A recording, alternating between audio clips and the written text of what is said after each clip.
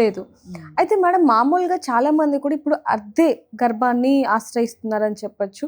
అది ఎంతవరకు కరెక్ట్? అసలు ఎవరు దాన్ని In తీసుకోవచ్చు India, అంటారు? basically, we have two types of surrogacy. ఒకటి altruistic, ఒకటేమో commercial surrogacy అన్నమాట. Commercial surrogacy is banned in India. It is not allowed.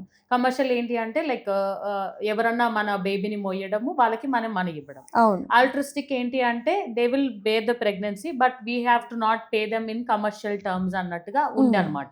So only altruistic surrogacy is allowed in India అనమాట ఇప్పుడు ప్రస్తుతానికైతే.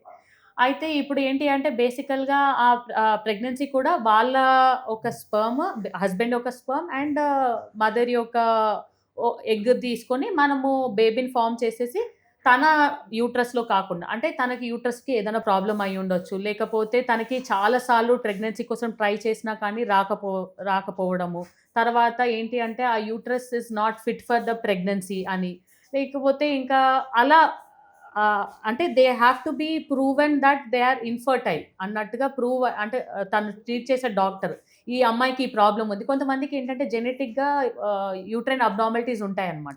సో యూట్రైన్ అబ్నార్మాలిటీస్ మనం correct చేయలేము కొన్ని. అంటే కొంతమంది ఏంటంటే హాఫ్ యూట్రస్, యూనికార్నేట్ యూట్రస్తో పుడతారు. కొంతమంది ఏంటి అంటే అసలు యూట్రస్ లేకుండానే పుడతారనమాట. కొంతమందికి ఏంటి అంటే వాళ్ళు ప్రెగ్నెన్సీ ప్లాన్ చేసుకునే టైం కల్లా వాళ్ళకి ఆల్రెడీ ఒక బేబీ ఉండి ఏంటి అంటే యూట్రస్ ఎక్సెసివ్ బ్లీడింగ్ వల్ల తీయడానికి ఛాన్సెస్ ఉంటుంది అనమాట.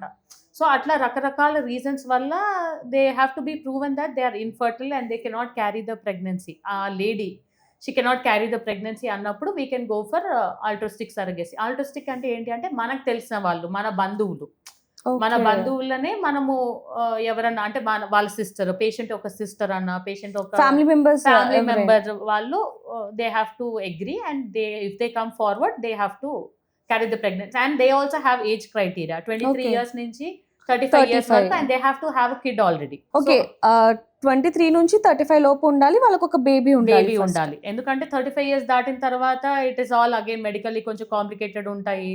సో ఆమెకి ఏదైనా మెడికల్ కండిషన్ ఉండొచ్చు అన్నట్టుగా. So this is the right age for carrying the baby కాబట్టి 23 to 35 years ఉండాలన్నమాట. అయితే మ్యామ్ ఇక్కడ ఇంకొక చిన్న క్వశ్చన్, చాలా మంది కూడా ఇందాక మీరు అన్నట్టుగా హెల్త్ ఇష్యూస్ పక్కన పెడితే ఎక్కడ బాడీ గురించి ఆలోచించి అంటే ఫిట్గా ఉండనేమో అని చెప్పి ఎక్కువ మంది దీన్ని చూస్ చేసుకుంటున్నారు అనొచ్చా? చూస్ చేసుకుంటున్నారు but that is not allowed in India. It is banned అన్నమాట. ఓకే, అంటే ఇప్పుడు అంటే సెలబ్రిటీస్ వీళ్ళందరూ కూడా మీరు అన్నట్టుగా అంటే మనం గతంలో కూడా కొన్ని వార్తలు they have to be proven that they are infertile. Okay, then only they can go forward with the pregnancy, అంటే త్రూ సరోగసీ ప్రెగ్నెన్సీ అనేది దే కెన్ గో ఫార్వర్డ్ అన్నమాట. And that also